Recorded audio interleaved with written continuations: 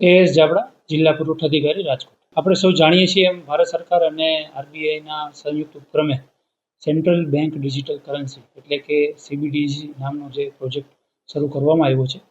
ખાસ કરીને જે લાભાર્થીઓને રાશનનો લાભ મળે છે એ લોકોને હાલની જે આપણી પ્રક્રિયા છે એ મુજબ તેમણે આધાર બેઝડ એમને ત્યાં આપણે રાશનનું વિતરણ થાય છે.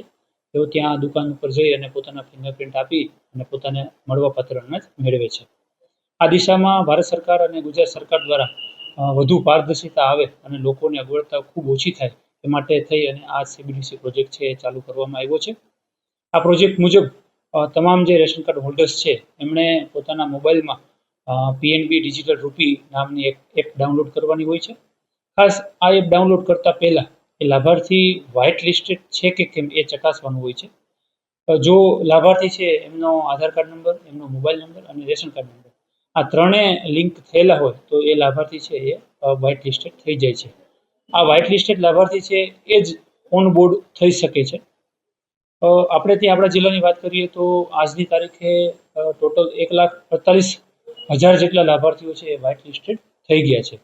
આ પૈકી આજ સવારની સ્થિતિએ અંદાજિત 45,000 જેટલા રાશન કાર્ડ હોલ્ડરો છે એમણે ઓન બોર્ડિંગ પોતાનું કરાવી લીધું છે, એટલે કે તેમણે પીએનબી ડિજિટલ એપ ડાઉનલોડ કરી લીધી છે અને તેઓને પોતાનો હવેનું જે જથ્થાનું વિતરણ છે એ આ એપ મારફત થશે. આ એપની વાત કરીએ તો લાભાર્થીને પ્રથમથી જ એમના મોબાઈલમાં એમને જેટલું પણ અનાજ મળવાપાત્ર છે એ તમામ વિગતો એમના મોબાઈલ પર એપ્લિકેશન ઉપર દેખાડવામાં આવે છે. ત્યારબાદ જ્યારે રાશનનું વિતરણ થાય છે ત્યારે આપણા જે ગ્રાહકો છે એ દુકાન ઉપર જાય છે ત્યારે એમને ત્યાં ફિંગરપ્રિન્ટ નથી આપવાની હોતી, પરંતુ એમના મોબાઈલ એપમાં સરકારશ્રી દ્વારા એક ફૂડ કૂપન જનરેટ કરવામાં આવે છે અને દુકાન ઉપર જઈને એક બારકોડ જનરેટ થાય છે. બારકોડ સ્કેન કરવાનો હોય છે. આ સ્કેનિંગ દ્વારા એમનું અનાજ છે એ પોતે લઈ શકે છે. આના કારણે જે આપણું આધાર જે પોર્ટલ છે એના ઉપરની આપણી જે નિર્ભરતા હતી એ પણ ઘટી જશે અને ઘણી વખત જે કનેક્ટિવિટીના પ્રોબ્લેમ હતા એ પણ ખૂબ સરળતાથી આમાં ઇસ્યુ છે એ સોલ્વ કરી શકાશે.